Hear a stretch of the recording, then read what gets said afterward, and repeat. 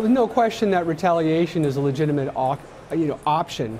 The problem is that there's a retaliation process at the WTO. We can legally retaliate, and President Trump hasn't followed that process. So this retaliation is now illegal, and that's the reason why China has an open door to retaliate back against us, which it will, and that throws us into a downward spiral to a trade war, which the WTO rules exist to prevent. Lighthizer says, despite the move today, that he still hopes that leads to more negotiation. Do you think that's also a possibility? I'm sure they'll always be talking, but once a country does something that's blatantly illegal under the WTO rules in a very fundamental way, especially a country like the United States, talking stops and retaliation starts. And this is true both with Trump's steel and aluminum tariffs, which are violations of WTO rules, and the way Trump is going about this China retaliation, which is a violation of WTO rules. No American president has broken WTO rules like this in 70 years, and we're the ones who wrote most of these rules. Matt, I guess the counter argument to that is if China is going to flout the rules and some would argue get away with it, why shouldn't the United States do it, get everybody all riled up, and then go to the WTO and say, okay, now it's time for everybody to keep the rules. You see how upset everybody gets when everybody doesn't do that. Why not that?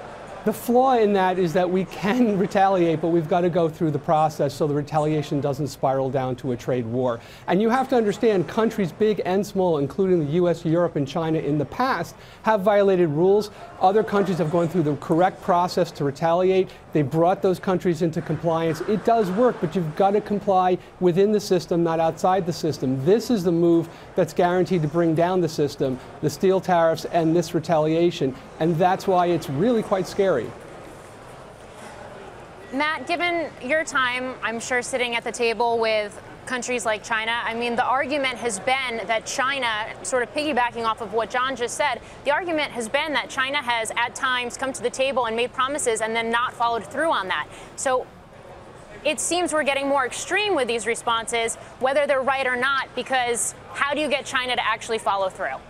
Well, first of all, that's why there's an argument for us to stop the engagement we've had with China for 15 years and go the retaliation process, but still through the WTO is what we should have done.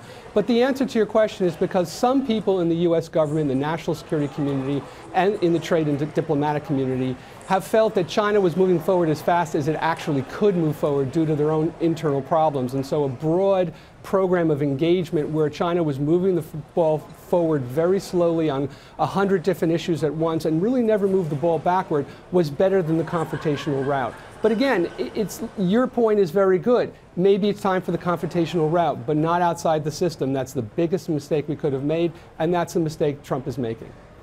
All right, so given the play that we've been given, Matt, I don't know how granular you can get on this stuff, but do you believe that these reports about NXPI last night were an attempt to avoid the announcement this morning? And at what point does cross-border M&A, even listings down here at the NYSE, when did those start to get dinged by an erosion in relations? I think when we get to the point that China announces the dates for its retaliation, things are going to go into a downward spiral pretty fast. Remember, we also have Canada, Mexico, and the European Union who have dates out there for their retaliation against the U.S. steel and aluminum tariffs. And once these retaliations, keep in mind also with China, we have retaliation against retaliation. It's all outside the WTO retaliation process. Never seen that before. Then with the steel and aluminum tariffs, we have EU, Mexico, and Canada retaliating against the United States outside the retaliation process as well. They've never done that, but they see the United States doing that with Canada, so now they're going to do that. No one's ever seen this in the 70 years since the original General Agreement on Tariffs and Trade entered into force in the first day of 1948. And this is a dangerous situation, and I think as these retaliations against retaliations and these retaliations outside the process move forward, we're going to see markets respond significantly. Hey there, thanks for checking out CNBC on YouTube. Be sure to subscribe to stay up to date on all of the day's biggest stories. You can also click on any of the videos around me to watch the latest from CNBC. Thanks for watching.